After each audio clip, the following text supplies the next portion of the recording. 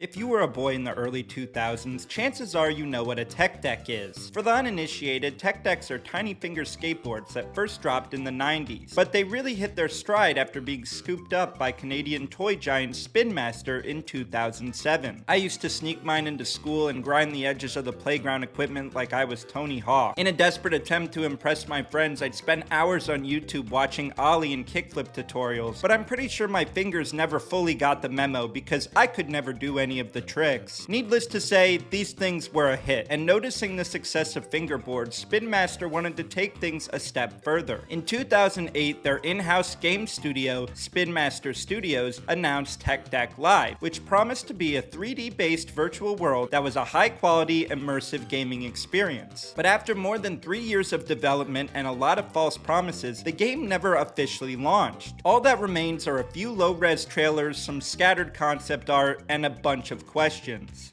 So today, we're diving deep to figure out what really happened to Tech Deck Live. The earliest announcement of Tech Deck Live that I could find came from a G4 post dated Wednesday, March 19th. It included just one image featuring several avatars and different skateboard designs. The article said the game would be free, with optional premium content available monthly. Additionally, it said we should expect the game later that year. Quote, "We're excited about combining the authenticity and fun of Tech Deck with the immersiveness of virtual worlds," said John Reali, vice president of Spin Master Studios. The comments on this forum were mixed. Some users were excited, while others not so much. One user wrote, "Oh, yeah, sure, why not throw millions down the drain on this idea? Just cancel the project now." Another added, "Yet another MMO style game that will turn out to be nothing more than hype. This gets 3 epic fails out of 5. Although very rude, in hindsight, maybe these commenters were onto something. Because the game never left the beta phase, we have to piece together what the game was supposed to look like from old trailers and concept art found online. So here is what I was able to piece together. Tech Deck Live was a 3D browser-based game, meaning that it required no additional downloads. Especially as a kid, getting your parents to say yes to a game was a lot easier if it didn't involve downloading anything sketchy from the internet. Although it was certainly convenient to have the game run in a browser, lead artist Mike Rayhawk stated on his website that this came with some challenges. Quote,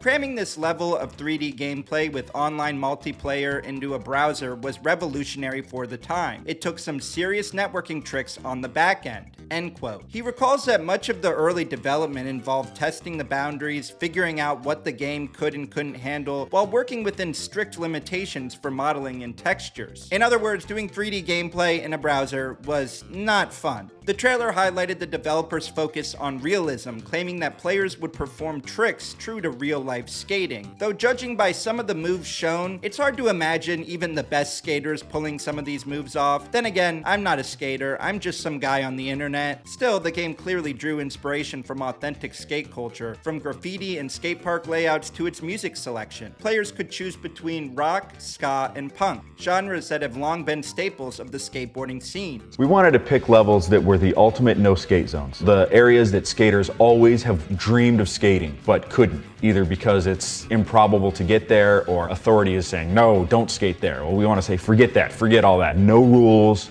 no authority figures to say, you can't skate here anymore. Let's get here and skate. I really like this part personally because skateboarding has always had its roots in counterculture and rebellion. It might have not been the most parent-friendly message, but as a kid, the idea of grinding on a cop car or doing ollies outside a hospital definitely had some edgy appeal. The game, of course, featured full avatar customization, along with the ability to make friends and challenge them in competitions. As you progressed, you could unlock harder tricks and try out different skating styles like freestyle or street. Players started at the bottom as a noob and worked all their way up to the coveted title of Skate King. If I had played this game back in the day, you bet I would have done everything in my power to ditch the noob rank, because in 2008, being a noob was pretty much the worst insult imaginable to a gamer. So from all these pieces online, we can get a general idea of what Tech Deck Live was supposed to be about. But the real question is, did it ever launch? From what I can tell, the game did enter a beta phase. One Reddit user said that there was a beta phase that started in the summer of 2008. However, I can find find no evidence of this actually being the case. There is one video of a user playing the game in September of 2009, and by playing the game, I mean we get like maybe 10 seconds of really laggy footage, and I can't tell if he just had a terrible screen recorder or if that's actually how the game ran. Needless to say, this is our first confirmation that there actually was a beta phase in 2009. Additionally, there is other footage also from September of 2009 in which a user claims he got a beta key,